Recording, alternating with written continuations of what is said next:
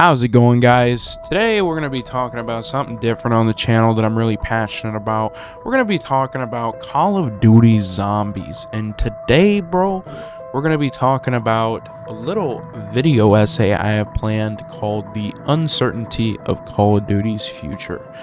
Now, if you do enjoy the video, please smash that like button, leave a comment down below, all that good stuff. It means a lot to me. Now let's just get into the video and make sure that you stick around to the end so then you can hear about a little update I got for the channel. And let's just hop into it, boys. Call of Duty released a new game mode on November of 2008, only playable after beating the entire World at War campaign. After completing the campaign with Reznov,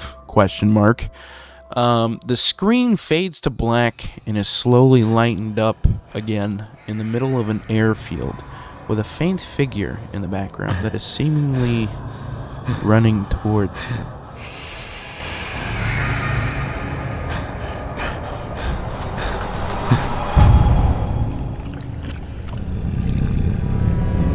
Treyarch, as many longtime Zombies fans know, had created a game mode as a passion project, something that was never intended to be in the game, but just something for the developers to have fun with. Now, after convincing to Activision with their money-greasy hands, they had agreed to put Zombies on release so long as it was originally gated by completing the campaign. This new game mode was loved by many, and Treyarch released 3 more maps through World at War and offered us classic map experiences we all know and love, like Verrückt, a crazy asylum translated to the insane place, which introduced things like electric traps, Perca-Cola machines, power, and bouncing betties. And let's not forget that Verrückt was very innovative with the dual spawn system, which made it so then 2 players spawn on one side of the map and the other 2 players spawn on the other side. And it was only until you reached power, where the box generally was, that you could turn it on. And a little through all this, they're also dropping little hints to what the story was. So that hand that's on the power lever is actually Peter McCain's hand, which we know we love Peter McCain here. Shin Onuma introduced characters like Takeo, Dempsey, Nikolai, and Rick Toffin, the Wunderwaffe DG2, and Dog Rounds. This was the first map to introduce Dog Rounds. I mean, it kind of makes sense why Shin Onuma has such high round records into the thousands, because there was a zombie limit of like 32 per round, and then you have Dog Rounds. I mean, you're blasting through the rounds, right? So then moving on to Der Riese. I'm on Der Riese. I'm on Der Riese. Everybody look at me because I'm pissing on a zombie. We had the introduction of Monkey Bombs, Pack-a-Punch, which was revolutionary to the game, and the teleporter system, which was kind of cool.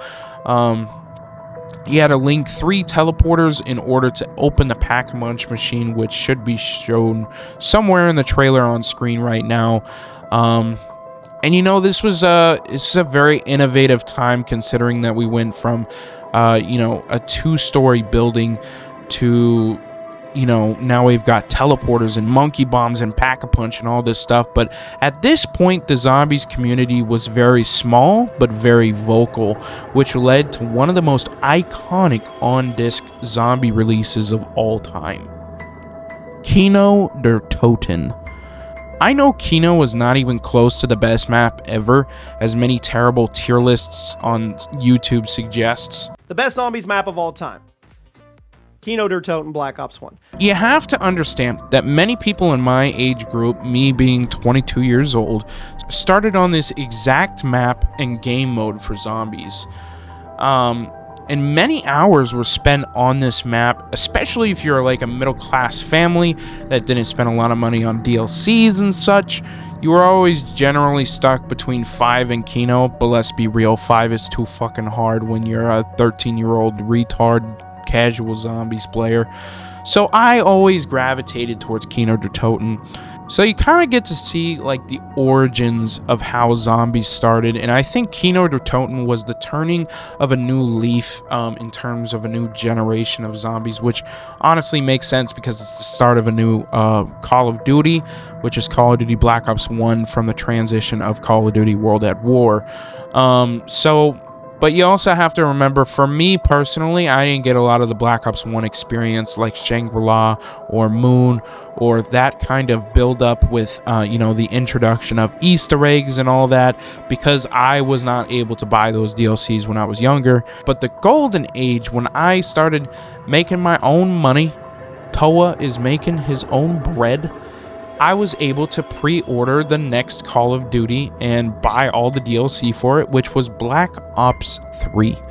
Now, Black Ops 3 was one of the most iconic Call of Duties when it comes to zombies. A back-to-back banger, on disc banger, even though Shadows of Evil got shit on the whole time.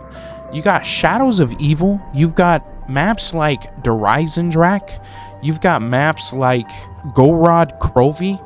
The only mid-map, in my opinion, on the game is Revelations, because it's literally a remaster slapped together. We definitely got kited a bit with original idea being a release of the Great War for the final game, or the final map. Still a very solid game. So my point is that now we have this. And listen, it looks really cool. I can't lie.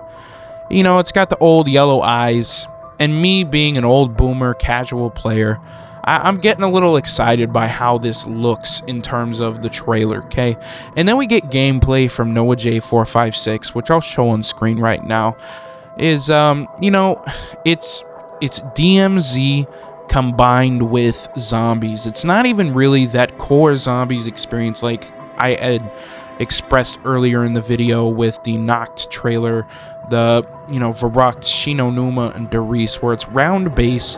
It's you got barriers around the map. You've got a medium to large size map. I mean, because we had bigger maps in the future that were big, but they were still round base and they were still really fun to play. What we got in terms of what Modern Warfare 3 Zombies will be is a Warzone ass map. DMZ ass map, literally, with zombies slapped onto it. It is the Outbreak 2.0, which, don't get me wrong, Outbreak of Cold War was really interesting. It's really fun. I still go back and play it, but I think a lot of the Call of Duty Zombies community is really wanting something that is round-based, unique, original, and, colorful. They want the map to look great. They want it to feel great. They want it to play great. They don't want some remaster. They don't want some, Warzone integration. We don't want that, right? So I think that kind of is a great segue into now the quick channel update. Now, this channel has been very sporadic with streams, very sporadic with uploads. I was on a kick, no pun intended, with streaming on Kick for, about a month and a half. I was really good, 3 times a week for about a month or a month and a half, and I have a lot of fun doing the streams, especially knowing that I can sit down for a couple of hours and I can generate views and all that. But I think that maybe I'm entering a season of life where editing a video and, putting it in this format may be easier for me, because I can edit and record a video any time of the day. The thing with streaming is that it's kind of difficult because you have to be able to know when your audience wants you to go live, the amount of time you go live, and the consistency that you go live. Versus a YouTube video, I know many creators who started just by uploading 1 video a week. And if I have that kind of deadline versus I need to stream 3 times a week at this time for this amount of time, versus it doesn't matter when I record or when I edit a YouTube video, as long as it comes out Friday, I'm good. I've got the video out, it's quality content, whether it's just a commentary video talking about the uncertainty of Call of Duty Zombies' future. So that's kind of the update. I want to know what you guys want to see on this channel. I think that like content creation is something I'm really passionate about. It's something that I really want to do. I mean, the degree I'm pursuing is for business administration, with a focus on social media marketing, which is, I gotta change it to that, but it's something that I've always been passionate about. I was a very avid watcher of YouTube creators in the early days and all that, and I just want to know what you want to see on this channel. What do you, the viewer, want to see? And like, you have to see that obviously I like Call of Duty Zombies. Do you want to see Call of Duty Zombies on Modern Warfare 3? Do you want to see me go on the multiplayer grind? Do you want to see a completely different game? I want to try whatever you want to try as a viewer. And I think that's kind of what this video is boiling down to, is what do you want? I think that I am willing to try new games and stuff. This is obviously going to be a gaming geared channel, but I want to know what you guys want to see in terms of the content. I can make anything funny, okay? Not to sound like a cocky bastard, but I can make a lot of things pretty funny. You just have to tell me what you want made funny. Does that make sense? Kind of a weird concept for a video, but I hope you guys understand where I'm coming from. And I think that's going to wrap it up for the video today. Like I said in the beginning of the video, if you can like, comment, and subscribe, turn on that notification bell, it would mean the world to me. And this has been Toa, and I will see you boys in the next one. Peace out.